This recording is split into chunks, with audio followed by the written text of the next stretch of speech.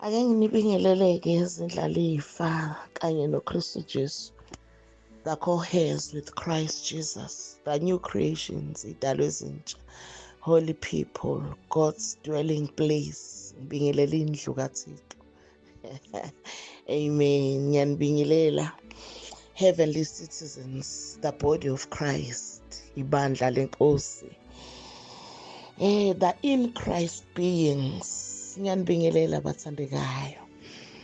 Ngiyambingelela bafowethu egameni likaJesu.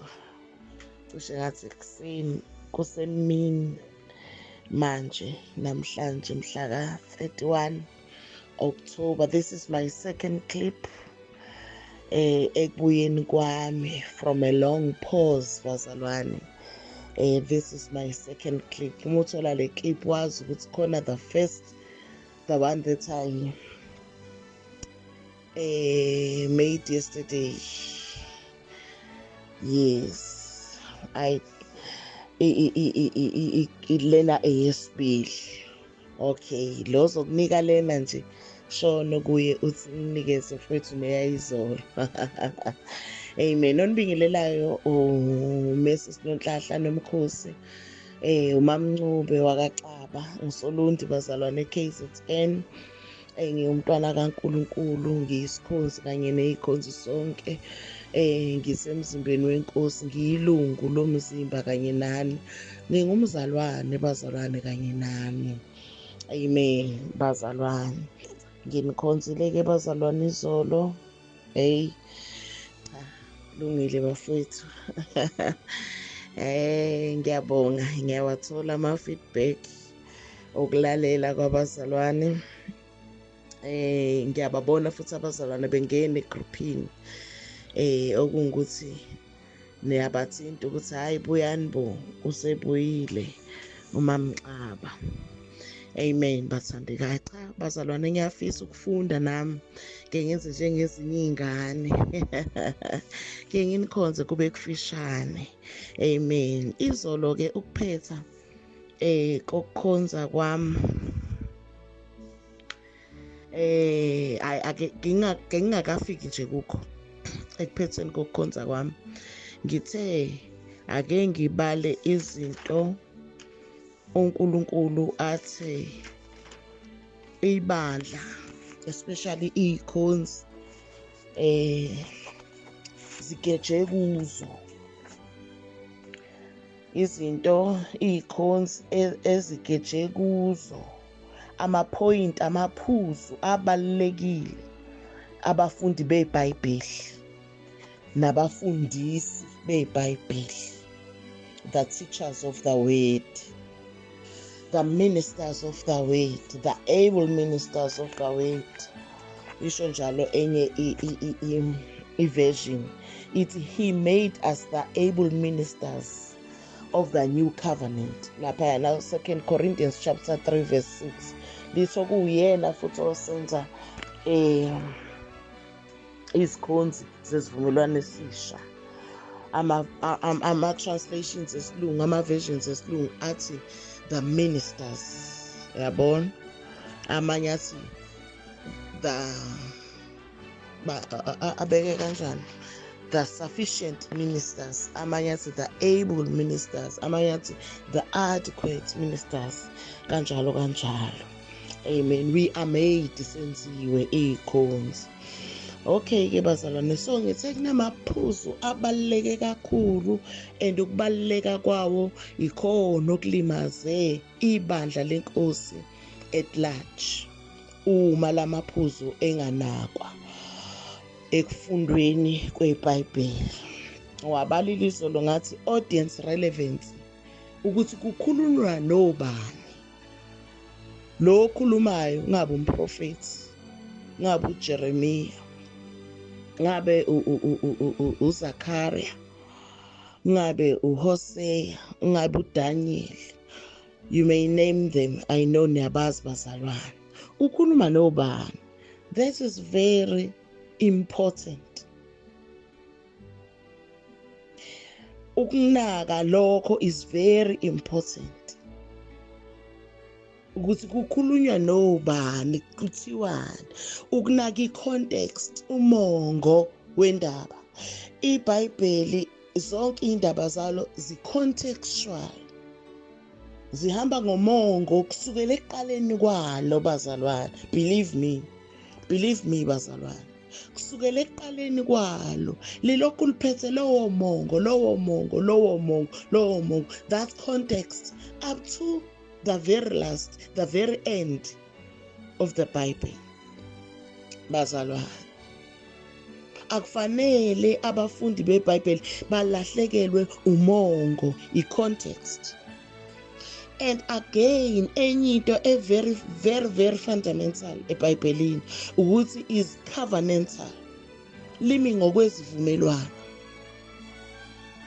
Kungalahleki eyikhonzini lokho, ngoba once kwalahleka ukuthi the Bible is covenantal, bazalwane, ukulahla the framework of the covenant, ukuthi yonke into ekhulunywayo is under a covenant. Khona the old covenant, the new covenant. Yabona bazalwane, nokwazi ukuthi who were the characters in the old covenant, obani okubunjwe ngabo uNkulunkulu asebenze ngabo kwi-old covenant. The agreement, the contract. Bazalwane, hey, leli phuzu le covenant bazalwane lihamba nanokuthi i-covenant isivumelwano sinomniniso osenzayo, osungulayo, osiqophayo, isivumelwano osiqophayo, i-contract. I-contract bazalwane igama esilejwayele, i-agreement igama esilejwayele. Khona inikwayo i-contract ukuba ifunde ezwe ukuthi angakwazi ukuyifaka kuyo. Kanti khona iqophile, oyisungulile umnikazi we-contract, umnikazi we-agreement. Bazalwane, niyabezwa laba bazalwane ukuthi laba bantu ukuthi abantu ababili and abalingani ama-levels abo. Lo umnikazi osungula i-covenant is the king,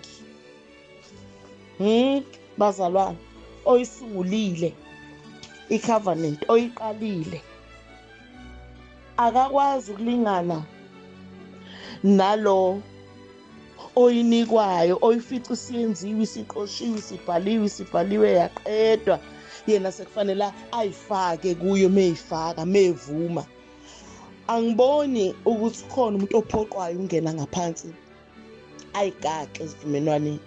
Yingakho kunendawo yokusayina lapha egcineni ukuthi ngiyavuma, ngiyaweza ama-conditions esivumelwano, ngiyaweza ama-conditions e-covenant.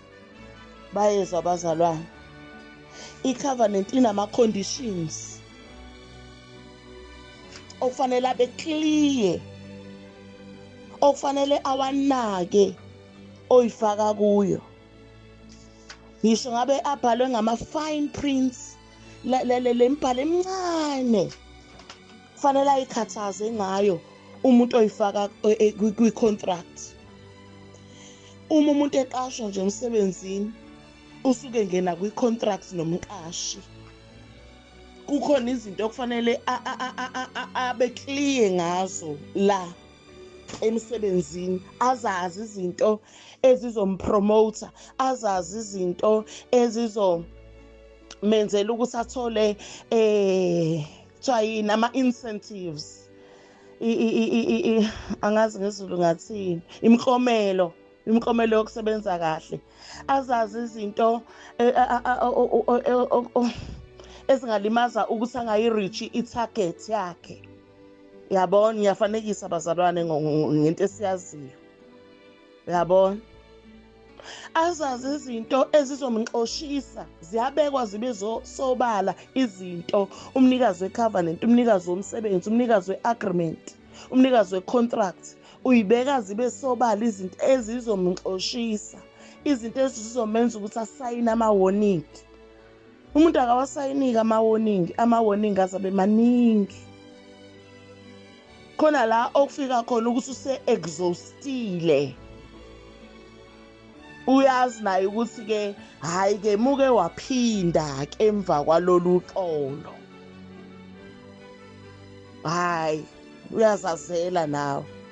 Wasayina, wavuma. Bazalwane, ngikhuluma into esifamiliar ngayo, esiyaziyo. I'm trying to make a concrete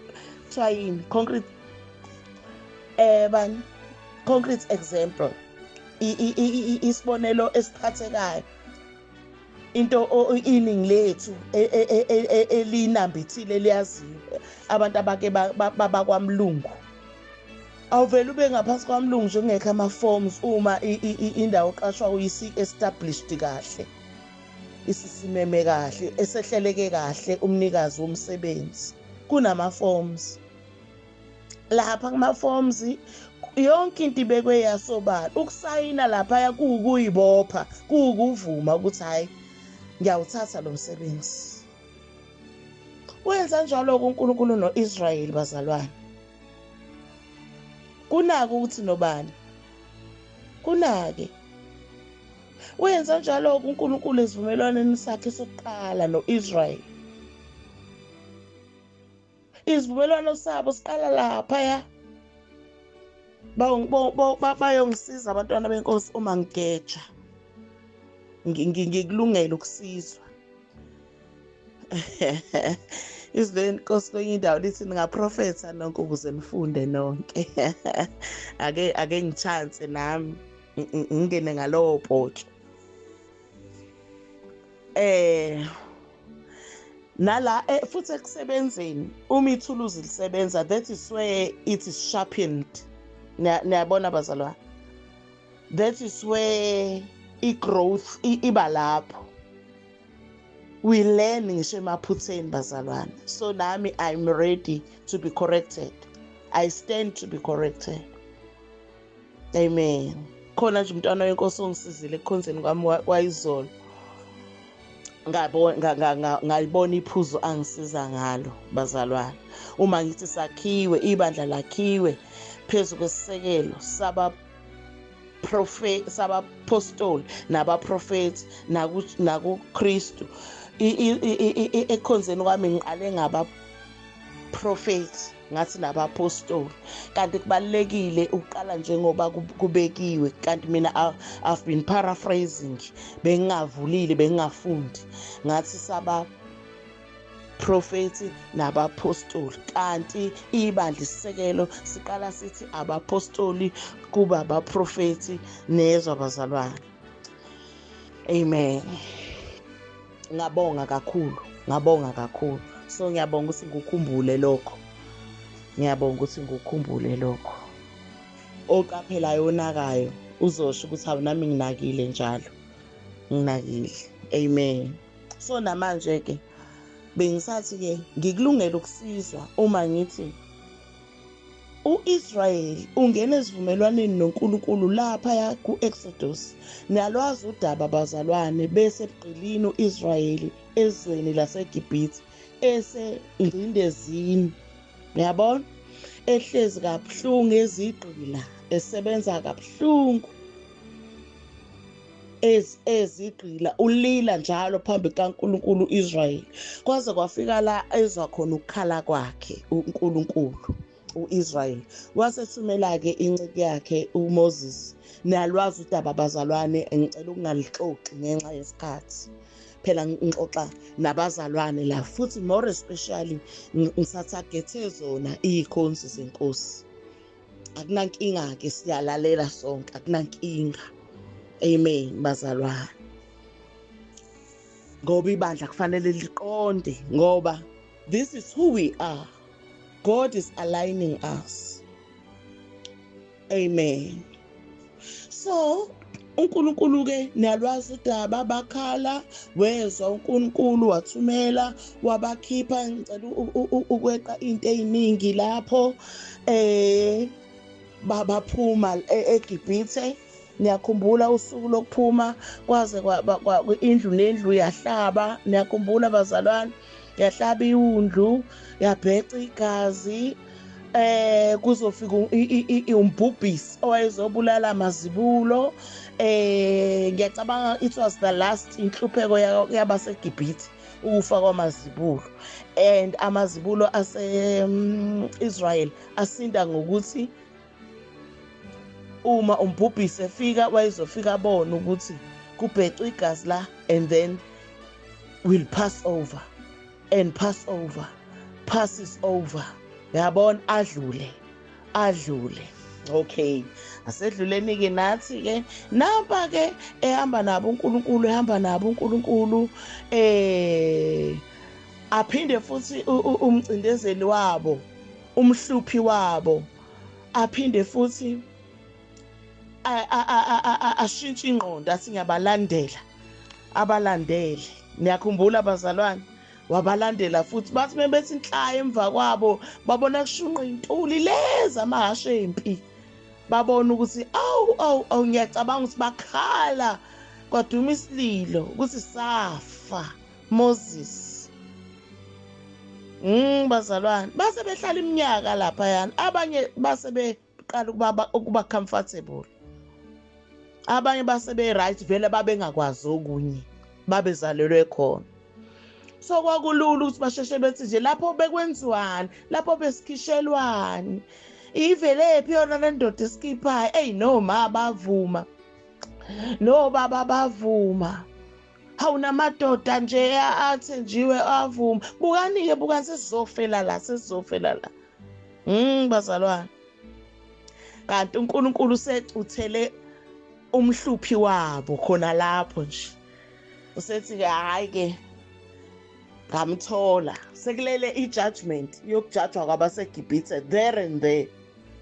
Bazalwane, ngoba u-Israyeli wawungeyona inamba encane, wawuphume ngobuningi, kwakusizwe sesikhulile, kwakuyisizwe sesikhulile. So kwakungeke kuphume impi encane izobhekana nesizwe siphume sonke. Yabona, uyabona ukuthi mebelandelwa impi nje balandelwa iqulu, balandelwa inamba enkulu yamadoda. Mekiwe empini kuphuma amadoda. Yabona, so uma uNkulunkulu eqeda ngayo nje lempi nje ibhubhisa yonke eqeda, wayezobe eqedile ngabaseGibhithe. Kwakuzobe kubhujiwe eGibhithe, and vele kwabhuja. Niyalwazi udaba.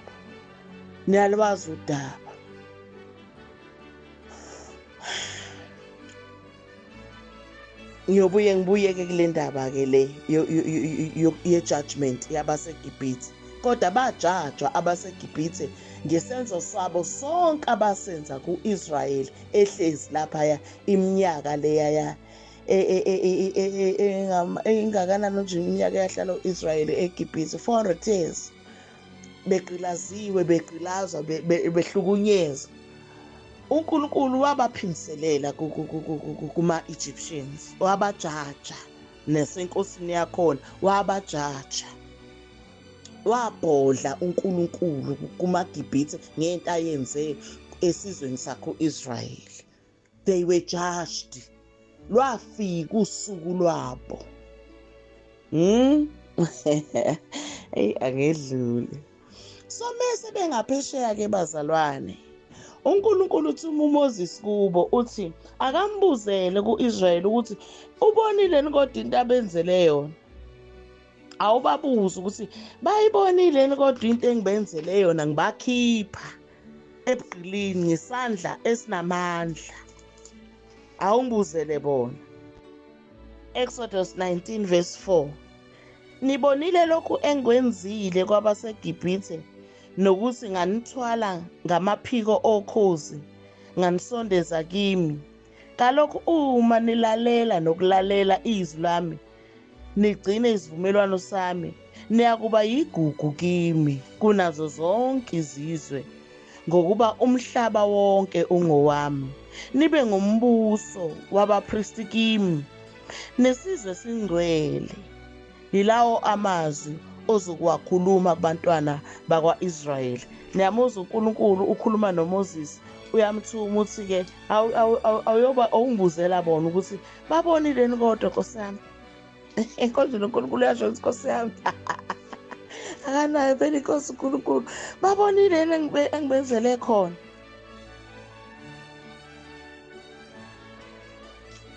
Verse 4.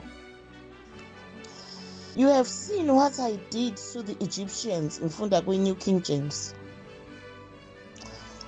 and how I bore you on eagle's wings and brought you to myself. Nganibizela kimi. Now therefore, if you will indeed obey my voice and keep my covenant, then you shall be a special treasure to me above all people, for all the earth is mine. And you shall be to me a kingdom of priests and a holy nation. These are the words which you shall speak to the children of Israel. So Moses came and called for the elders of the people and laid before them all these words which the Lord commanded him. Then all the people answered together and said, verse 8, all the people answered together and said, all that the Lord has spoken, we will do. So Moses brought back the words of the people to the Lord. And the Lord said to Moses, behold, I come to you in the thick cloud, that the people may hear when I speak with you and believe you forever. Verse 9. Exodus 19 bazalwane. uMose wafika wababiza amalunga abantu, wabeka phambi kwabo onke lawo mazwi uJehova amyale ngawo. Verse 7. Bonke abantu baphendula kanye kanye bathi, konke akukhulumileyo uJehova siyakwenza. uMose wabuyisela kuJehova amazwi abantu. uJehova wathi kuMose, bheka ngiza kuwe ngefu elinzima ukuba abantu bezwe nxa ngikhuluma nawe bakholwe nguwe kuze kube phakade. uMose walandisa uJehova amazwi abantu. Nezwa-ke bazalwane, la kuqala indaba yesivumelwano, bayazifaka bayazigaxa. uNkulunkulu uthe nje babonile abenzele khona, bona iresponse yabo, bathi phindele emuva umtshele ukuthi ayokusho nje kithi konke ayokusho. Shuthi bafaka isignature lapha phansi kwiform, bathi nje konke ayokusho siyokwenza. Wathi uNkulunkulu bathi yebo, hamba umtshele, phindela umtshele ukuthi ayokusho nje siyokwenza. Yabona? Waqala-ke uNkulunkulu from there bazalwane, ngiyaparaphrase nje, angisafundi. Waqala-ke uNkulunkulu lapho-ke wa-unleasha, wadedela, wakhipha ama-terms and conditions. Bazalwane, waqala-ke lapho uNkulunkulu ey'ncwadini kaMoses nje uyezwa kukhishwa terms and conditions, imigomo nemibandela yezivumelwano. Ngiyabonga Nkosi yami ukukhumbula kahle kanje, usho kahle kanje, imigomo nemibandela yezivumelwano. Usakhumbula sikhuluma abantu nobani? Uyasakhumbula ukuthi ithini indaba, istory? Ungayilahli icontext, ungayilahli. uNkulunkulu la, abantwana bakwa-Israyeli la, isivumelwano la. Abezizwe abeke bavela, siyabezwa bephela laphayana kwi-judgment, bajajwa olwandle. Ayithi yakhumbula bazalwane, judgment yabaseGibhithe yabasolwandle waqeda ngabo uNkulunkulu. Bazalwane, asedlule. Uyamuzwa yini umuntu wezizwe kule ndaba esengiyixoxile ngaphandle kwabaseGibhithe? Sesibezwile abaseGibhithe bajajwa kwedlulwa kubo. Kuqala izivumelwano manje. Uyamuzwa yini umuntu wezizwe la? Kukhona u-Israyeli lo bazalwane. iBhayibheli li-based on covenantal framework. Enye into elahlekile kubafundi nabafundisi beBhayibheli ukulahleka kokuthi it is based on covenant, on context. Sahamba siyifaka ey'ntweni ey'ningi lapho esingangeni khona. Sahamba siyifaka lapho uJehova akhuluma khona no-Israyeli, sathi ubesho kithi, sathi usho kithi. Amanye amazwi amnandi vela bewakhuluma uNkulunkulu no-Israyeli, amanye aziyibusiso, amanye ayi-assurance yokuthi unabo ukanye nabo. Amnandi vele, amnandi ngisho sefundwa phezu kwebandla eshiwo, amnandi. Kodwa imbi lento eyenzeka yokukhohlwa ukuthi kwakukhuluma bani, ekhuluma nobani, kwenze njani. That is very important. Kwakusho bani, esho kubani, kwenze njani. Walahleka lokho, walahleka umongo wendaba. Laduka ibandla. Laphenduka ibandla layifaka lapho as if kwakushiwo kulo. Ngoba mhlawumbe indaba eshiwo yimnandi, laduka ibandla. Noma ngabe imbi-ke siyifakile nakwezinye igatshana ezayisho Israyeli naseyiqalekisweni. Ibandla lahlala manzonzwana ngeyiqalekiso uNkulunkulu ezazingama-sanctions. Iqalekiso ezazingama-sanctions ukuthi uma bephula izivumelwano. Ayithi sishilo sathi izivumelwano i-agreement i-contract, ayithi sishilo ukuthi inemigomo nemibandela okufanele umuntu ayifunde ayiqonde before asayine. So u-Israyeli wawuclear, waba clear ngakho konke, wasayina. Uhamba nje uNkulunkulu akafihleli ukuthi mebephula imigomo yakhe, mebephula izivumelwano uzobenze njani. Ku-clear bazalwane. U-Israyeli njalo ningakhohlwa ukuthi umuntu, yabona, ukhokho wabo, uyise wabo, baqanjwe ngaye. Amen. Ngifuna ke sibuke amahubo 147. Amahubo 147 verse 19.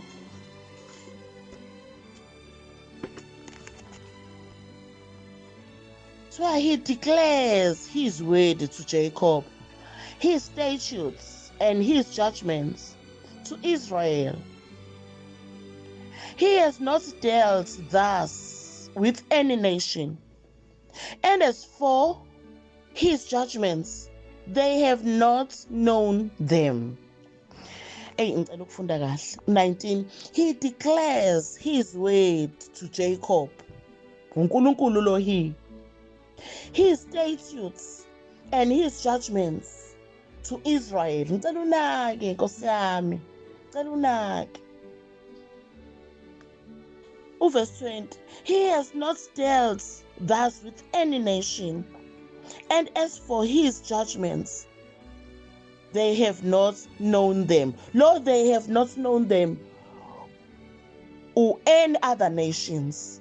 Ezinye izizwe zomhlaba have not known his word, have not known his statutes, have not known his judgments. Ezinye izizwe, ake ngifunde ngesiZulu. Uyatshengisa izwi lakhe kuJakobe, izimiso zakhe, ama-statutes, nezahlulelo, ama-judgments zakhe ku-Israyeli. Uyezwani ngane yakithi? Siyangena lapho. Siyangena lapho. Uyatshengisa izwi lakhe kuJakobe, izimiso zakhe nezahlulelo zakhe ku-Israyeli. U-Israyeli kusewuye uJakobe. Akenzanga njalo kwesinye isizwe nesisodwa, verse 20. Akenzanga njalo, kushuthi uNkulunkulu akatshengisanga izimiso zakhe nezahlulelo zakhe ku-Israyeli. Lokho bekusho verse 19. Kuthiwa akenzanga njalo kwesinye isizwe nesisodwa. Nezwa bazalwane, izwi lakhe, izahlulelo zakhe, iy'miso zakhe. Kuthiwa izahlulelo zakhe asizazi. Kusho ezinye izizwe azizazanga izahlulelo zakhe, because yonke into is under covenant. I-covenant ungene kuyo no-Israel, hayi nezizwe zonke. So that is why ezinye izizwe zingazwanga izehlulelo kaNkulunkulu, zingazwanga izwi lakhe, iy'miso zakhe, therefore ayikwazi ungena ezahlulelweni. Ake ngilandelanise njengoba kubhaliwe. Uyatshengisa izwi lakhe kuJakobe, izimiso 1. Qale kwathi izwi lakhe 1, izimiso 2, nezahlulelo. Uyezwa? Izwi lakhe, izimiso, izahlulelo, terms and conditions, nama-sanctions, nama-judgments, ukuthi mina ehluleka, mina wephula isivumelwano sami, menisephula isivumelwano sami, menephula amasabatha ami. Nanka ama-judgments, nazi izahlulelo. Kuthiwa akenzanga kanjalo nakwesisodwa isizwe. Kuthiwa ezinye izizwe ayikwazanga lokho. Why? Azikho esivumelwaneni, zingaphandle. Ngale uPaul umpostoli, cela uNkulunkulu angisize ngingasho ukuthi umpostoli uPaul, ke ngikhulume njengeBhayibheli. iBhayibheli alisho ukuthi umpostoli uPaul, alisho bokucina. Alisho ukuthi umpostoli uPeter, umpostoli uJakobe, umpostoli uJuda. Alisho lithi uJuda umpostoli, uPaul umpostoli, uPeter umpostoli, ngoba into ehamba phambili umzalwane yena, bese inkonzo le yobupostoli. Ayisiyona ititle, ayisona isikhundla, akwazi ukuhamba phambili khona. Umsebenzi, ministry. Singathi kuyafana nje, singathi akusho lutho nje, kanti iningi izinto ezonakele ngokuthi kuhambe phambili igama elithi umpostoli, kuhambe inkonzo phambili. Kuhambe inkonzo phambili, noma ngabe umvangeli, noma ngabe umprofeti, noma ngabe uthisha. Zonakele zaningi izinto ngokuthi kuhambe phambili inkonzo eze ngemumva umzalwane. And abenzanga kanjalo ibandla lokuqala, abenzanga kanjalo abapostoli, abenzanga kanjalo. uPaul njalo, noPeter njalo, uJames njalo, mebezi-introduce nje uqala athi Paul. Akaze baphoxeke abazalwane ibandla lasendulo mawuthi ubaba uXaba, uyabona, ubaba uNdlela, ngifuna ukusho ibonge engingayijwayele. Yabona, ubaba umchunu, uyabona, uSipho, uSenzo, uyabona.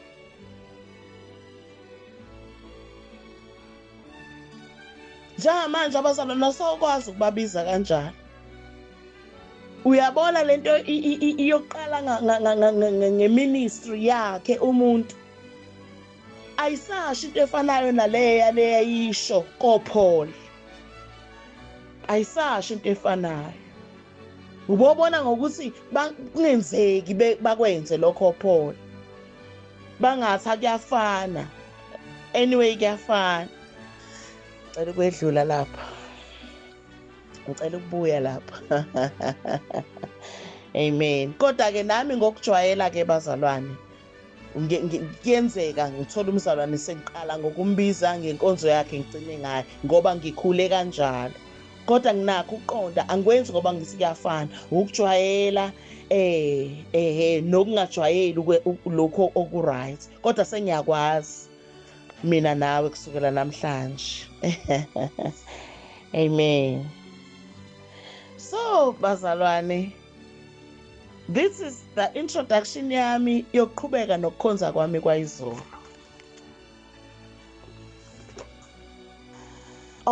Ngise izinto efesina-ke audience relevance, ngasho ngathi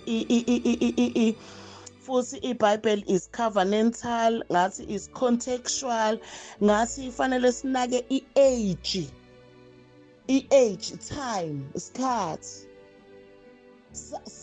sokuloba abalotshelwa ngaso nesokuphila kwabo laba abazalwane kuze kufike ebandleni ngesikhathi sekuqala ibandla sekungenisa isivumelwano esisha after the cross kuze kufike kithi. Fanele sikunake indaba yesikhathi ngoba kulahleke umongo wendaba ngenxa yesikhathi, kulahleke i-meaning.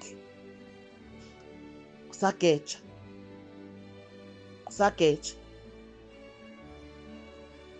sinake ne-language. I-language eyasebenza eBhayibhelini akusiyona eyethu, eyabo. I-language incikene kakhulu ne-culture. I-language incikene kakhulu ne-culture. Kubalulekile nokuyazi i-culture yabo nokuyifuna ukuthi baze basho kanjena nje ingenxa ukuthi isiko labo kwakuyisiko labo, isiko labo. Uyabona? Khona ezinye izinto esingakaze sibadide meyishiwo bona ngoba zazi hambisana nesiko labo. Uyabona nje niyamkhumbula uJoseph ephupha bazalwane esewumfana. uJoseph ephupha namaphupho elokhu ewachaza ekhakube washe ekhakube azagcina ahlala kabi kubafowabo because babe badala bekwazi ukwa-interpreta ukwezwa ukuthi hayibo lamaphupho lawo. Ngelinye ilanga ubaba wakhe wathi kahle mfana, awusho mfana, usho ukuthi mina nonyoka nabafowenu. Niyakhumbula bazalwane? Wayeke washo yini yena uJoseph ukuthi wena baba nomama nabafowenu? Wayeke washo kanjalo uJoseph? Akashongo kanjalo. Kodwa ngenxa yokuthi ngokwe-language yabo, ngokwe-culture yabo, bayazi mekuthiwa ilanga nenyanga neyinkanyezi, bakliye ngalokho ukuthi hawu, usho ukuthi mina nonyoko nabafowenu. Kodwa thina ngokwethu nje ngesingathi njengamaZulu sasingeke sisho njalo ukuthi mina nonyoko nabafowenu, abazali bami babengeke besho njalo. Kodwa bona babazi ukuthi yini ilanga, yini inyanga, yini inkanyezi. So iBhayibheli is culturally based. Izinto engithe iy'khozi zilahleke kuyo, i-context yalahleka, zaba literal iy'khonzi kuyo yonke into, zayithatha injoba injalo. Kanti iBhayibheli is very metaphoric. iBhayibheli just ngesizulu ama-metaphors, izingathekiso, liyangathekisa iBhayibheli. Kodwa ibandla iy'khonzi liyithathe lezo zinto zinjoba zinjalo layifaka ebandleni, layilinda zinjoba zinjalo, layibheka zinjoba zinjalo ukuthi ziyokwenzeka njengoba zinjalo. Kanti abanikazi bendaba bayabazi bona ukuthi kusho ukuthini. iBhayibheli liyangathekisa.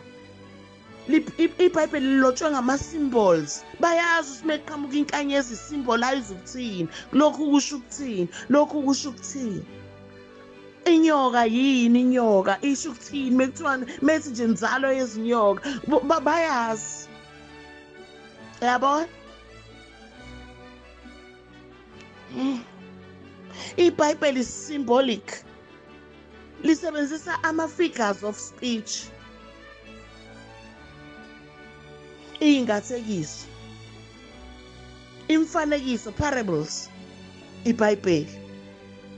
Eminye imfanekiso ithathwa njengoba injalo yalethwa ebandleni, injengoba injalo ibandla lahamba ngaleyo mfanekiso, injengoba injalo. Bethu iy'ntombi ezilishumi zozela zalala, ey'nhlanu kuzo ney'nhlanu kuzo, akekho wake wayihlupha ngokufuna ukuthi yini iy'ntombi eziyishumi zisho ukuthini ey'nhlanu, zisho ukuthini ey'hlakaniphileyo, zisho ukuthini eziziwula, kwakungobani.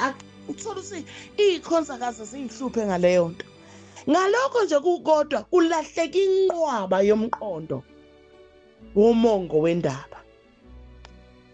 Khona iwa elikhulu ibandla langena kulo ngalowo mfanekiso nje. Indodana yolahleko. Futhi indodana yolahleko ikhonza iqala aziyazi ukuthi ubani indodana yolahleko. Indodana endala eyayisele ekhaya iseva ubaba engakazi ihambe, neyathi meyibuya indodana encane eyayikade ihambile yawubhubhudla ifa, le ndala yasifuna ukuyiphatha kabi le encane ngoba ingayemukela ukuthi kade ingekho. Ikhonza iqala bekufanele zona izwi lenkosi lithi ukuze lifinyelele kulazini iqiniso. Kuhle ukuba abantu bonke basindiswe, bafinyelele kulazini iqiniso. Bazolithathaphi? Bizothathwaphi? Umisile uNkulunkulu ukuthi kube khona abapostoli, abaprofethi, abavangeli, abelusi, abafundisi,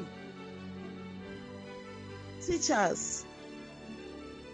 Uyabona ukuthi ibandla lisenkingeni uma laba abantu abahlanu bengazi ngisho imifanekiso. I'm from there, bazalwane. I'm from there. That is why ngabona ukuthi ake ngiphoze bakithi. Ake ngiphoze nakho ngingasazi. Nakho ngingasazi. Nakho lokhu ngibabaze njalo, nakho lokhu ngimangale njalo. Hey, ake ngime bakithi. Ngama bazalwane, it's more than a year. Ngabakhonza bazalwane emagroupini.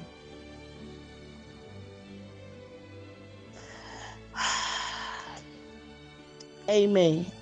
So ukuvala kwami sesiyaphela isikhathi ngakafiki entweni ebengithi ngizokhuluma ngayo namhlanje. Izolo ngivale ngokuthi ngithi bazalwane, ibandla nomhlaba wonke awukho ezikhathini zokugcina. Ningakhohlwa ukuthi this all was covenantal.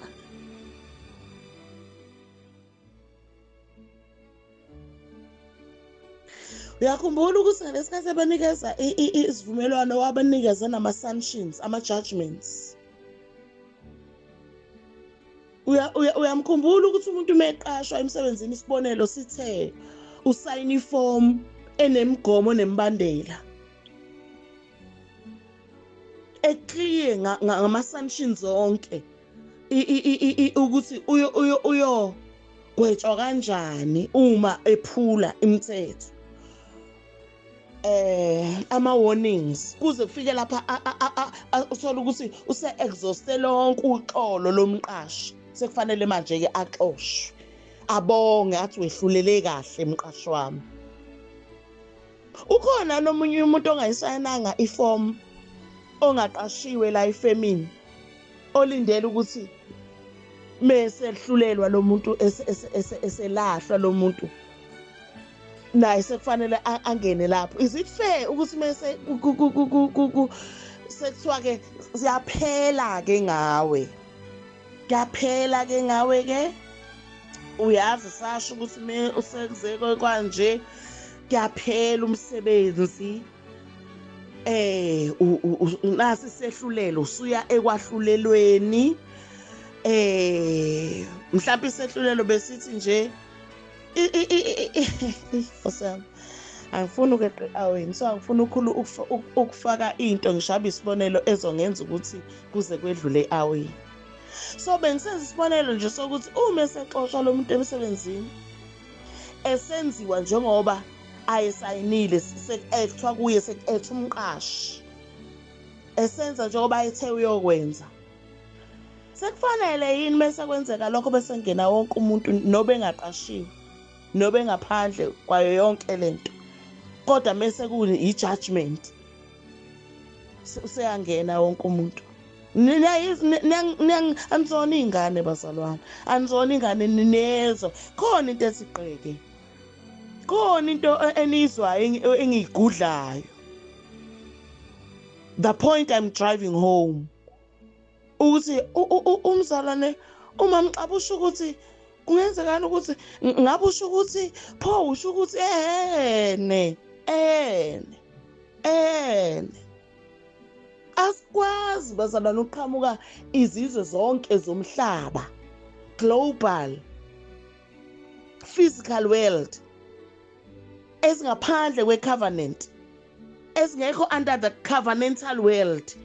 Yonke into was covenantal, even the world, even the earth, even the age okwakhulunywa ngayo, the world, the earth okwakhulunywa ngayo was under covenant, the covenantal world, the covenantal people.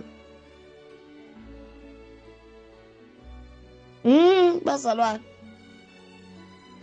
usho ukuthi lapha yana nje Israel abaseGibhithe bebhujiswa lapha nolwandle kwangabe kufe ukuthi kufakwe nezinye izizwe ezazingamgqila zanga Israel kwangabe ufe uNkulunkulu lapha ezingazingisho ukuthi sekubhujwa nje kwenze njani engakaze isayine lutho. Hawu wejesayile isikhathi ngingafundile lapho fanele ngifunde khona lapho sengifunde khona khona okwanamhlanje kuyingenelo nje ake sigijime umzalwane wami ngane wethu esigijime siye kuGenesis 49 uverse 1 no 2 hayi uverse 1 kuphela. uJakobe wabiza amadodana akhe wathi buthanani nginitshele okuzanehlela ezinsukwini ezizayo. uJakobe ubiza amadodana akhe usibiza nabanye bizani nabanye wozani nonke ngifuna ukunilandisa ngokuyonehlela ngicela ukuphinda. uJakobe wabiza amadodana akhe. Hawudwebela ngane yakithi iBhayibheli lakho lelo. Omunye umntwana wenkosi ubesikhonza ngokuthi i-textbook iBhayibheli. So i-textbook iyadwetshelwa, iya-highlightwa. Dwebela mfowethu lapho. Sikhonze sikaThixo. Nceke yenkosi, ncekukazi. Dwebela. uJakobe wabiza amadodana akhe. That is very important. Wathi buthanani nginitshele nina madodana ami. Bazalwane, that is very important and siduke lapho vele okuza kunehlela ezinsukwini ezizayo. King James ithi, and Jacob called his sons and said, gather together, that I may tell you what shall befall you in the last days. What shall befall you? Okuyonehlela. What shall befall you? Ngithe izolo ngithe asinakeni you pronouns asinakeni you, us, we, they, them. Thina, bona, nina, zona. That is very important. Silahleke lapho vele. Kuthiwa gather together that I may tell you what shall befall you in the last days. Khona into uma kubafundi beBhayibheli ebizwa ngithiwa it's the law of the first mention. The law of the first mention. What is the law of the first mention? ukuthi into yaqalaphi ukupronouncewa, yaqalaphi ukuzwakala, yaqalaphi ukubizwa ukukhulunywa ngayo eBhayibhelini. So indaba yo last days, insuku zokugcina, bizwa ngamagama amaningi, insuku zokugcina, last days, end of age, mhla wokuphela. Yabona? Seyikho lokho. Uthi uJakobe uyise kumadodana akhe, bizani nabanye, bizana akungabikho ngekho. Ngifuna ukunitshela kuyona nehlela eyinsukwini zokugcina, ngeyinsuku zenu zokugcina. Bazalwane. Who were the representative? Who was the representative of us, the Gentiles, in this meeting? Was there any representing us as the Gentiles, as the non-Jews, as the nations? In this meeting that was being called by Jacob, calling his sons, telling them what was going to befall them in the last days. In this meeting, is there anyone representing the non-Jews, the non-sons of Jacob, the non-Israelites? Kwenzakaleni ekugcineni siyithole sesingena uma sekukhulunywa ngeyinsuku zokugcina. Bazalwane, ngoba ibalekile i-first mention uthi iqalephi, kwaqalaphi ukukhulunywa ngendaba yeyinsuku zokugcina, kwathiwani, kusho bani, esho kobani. This is very important. This is very important.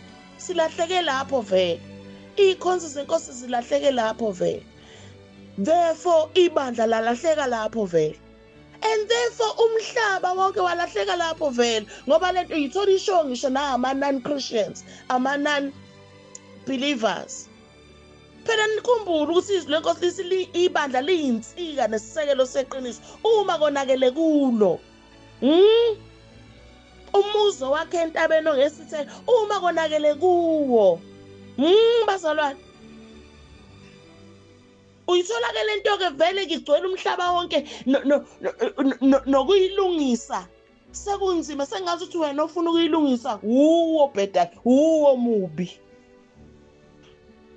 Umubi kwabakholwayo nabangakholwayo, uhlekwa abakholwayo nabangakholwayo, uthukuthelelwa abakholwayo nabangakholwayo, ucasula abakholwayo nabangakholwayo. Bazalwane, the first day nje kukhulunywa ngeyinsuku zokugcina, okuyokwehla ngeyinsuku zokugcina kula umhlangano la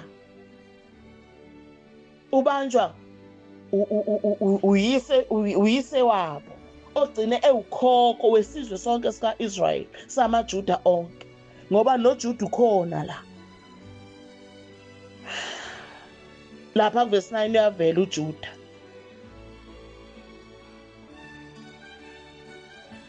Niyabona bazalwane, bengifuna ukukhava leya ndawana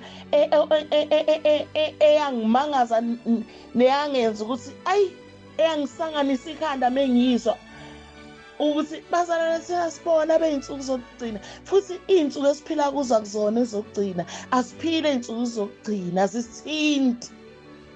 Sefike manje siyobheka ukuthi abanikazi bey'nsuku zokugcina baphi, kwenzakalani, sekwenzakalani, yenzeka yini into eyamenyezelwa ngey'nsuku zokugcina. Kukhulunywa ngazo-ke throughout iBhayibheli iy'nsuku zokugcina. Abaprofethi bonke baprofethile ngalo, almost, ake ngithi almost, ukuze ngibe safe. Baprofethile ngokuyokwehlela u-Israel, the covenantal people, in the covenantal world, in the covenantal earth. Bazalwane. Bazalwane. This was, or this is, ake ngisho njalo for now, going to take place in the covenantal world, earth, with the covenantal people of the covenant. Bazalwane.